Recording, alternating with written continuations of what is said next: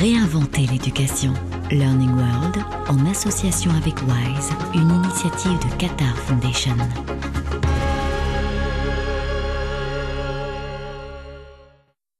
WISE, le sommet mondial sur l'innovation pour l'éducation, débute cette semaine à Doha. Près de 1500 experts et responsables politiques discuteront des derniers sujets d'actualité et des préoccupations liées à ce secteur.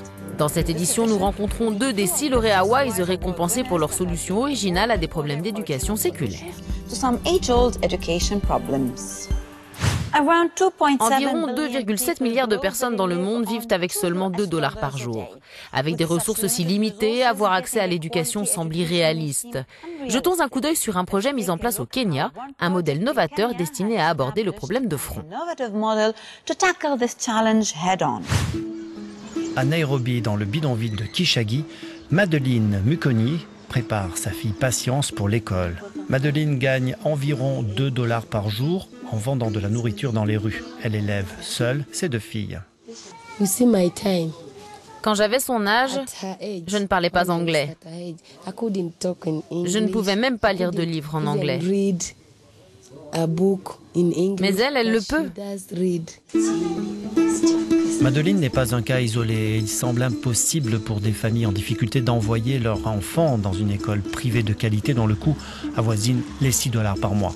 Mais l'entreprise Bridge International Academies a prouvé le contraire.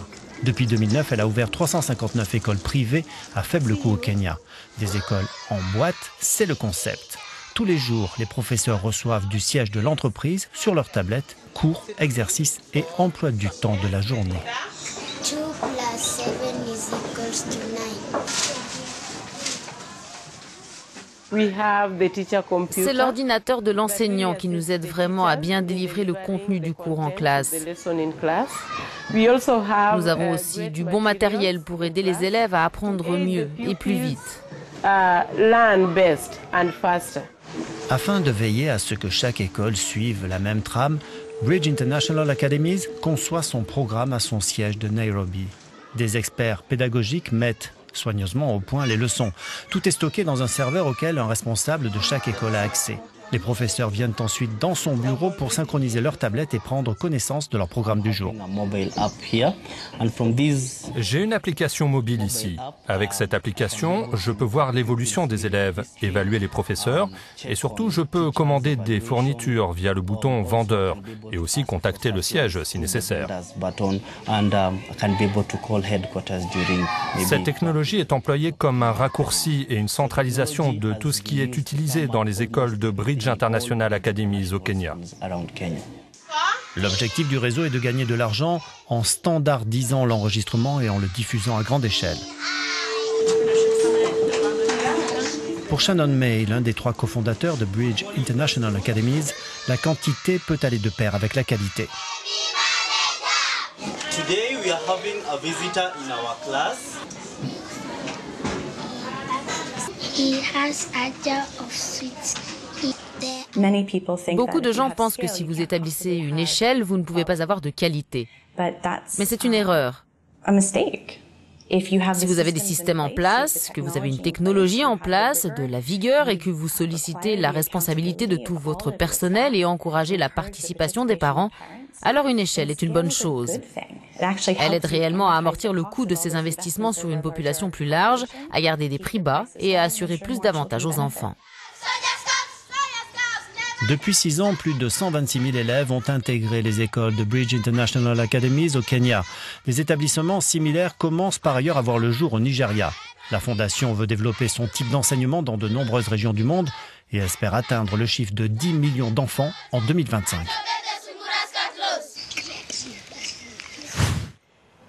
Dans certaines communautés, l'électricité est rare et les écoles encore plus. Dans ces régions confrontées à de nombreux problèmes sociaux, l'alphabétisation semble souvent pratiquement impossible. Mais ce reportage au Ghana nous montre comment un simple livre peut transformer des vies. Une zone rurale dans la région du Haut-Ghana occidental.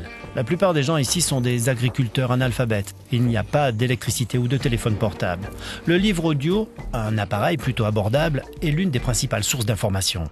Le livre audio est l'une des inventions technologiques les plus robustes imaginées ces dernières années.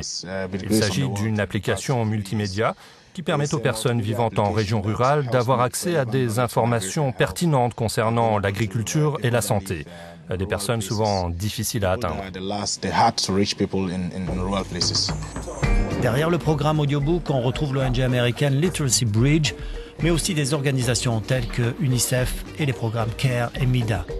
L'information concernant la santé ou l'agriculture est matérialisée sous forme de chansons ou d'interviews d'experts et transférée dans le livre audio. De simples piles alimentent le gadget qui circule entre les communautés et les bureaux de Literacy Bridge. Les utilisateurs naviguent dans de simples menus audio de différentes langues et peuvent écouter ou réécouter entre 35 et 140 heures d'informations.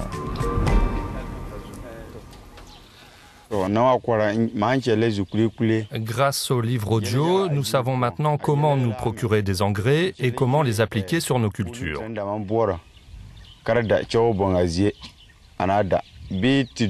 Nous perdions aussi beaucoup d'animaux de la ferme.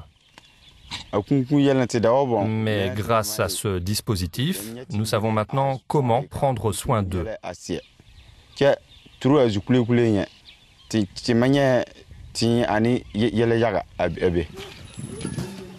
Pour ces communautés, le livre audio est la seule source d'informations sur les méthodes modernes existant en matière d'agriculture et de soins de santé.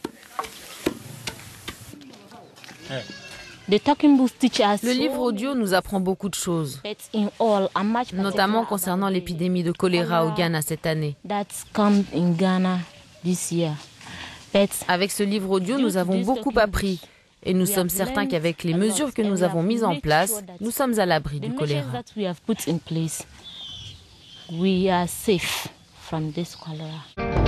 Le livre audio permet aux auditeurs d'enregistrer leurs questions et leurs commentaires en un simple clic. Avec ces retours d'utilisateurs, le livre audio est conçu de telle façon que les gens peuvent enregistrer un message. Nous pouvons savoir qu'ils sont en possession de l'appareil et nous pouvons mettre le livre audio à disposition de chaque famille et ainsi étendre le programme à l'ensemble du Haut-Ghana occidental, du district de Jirapa et même de tout le pays. Actuellement, 5000 familles de 50 villages sont en possession d'un livre audio au Ghana. J'espère que vous avez apprécié ce numéro de Learning World. Nous serons bientôt de retour pour parler du WISE 2015. Restez à l'écoute. Learning World, en association avec WISE, une initiative de Qatar Foundation.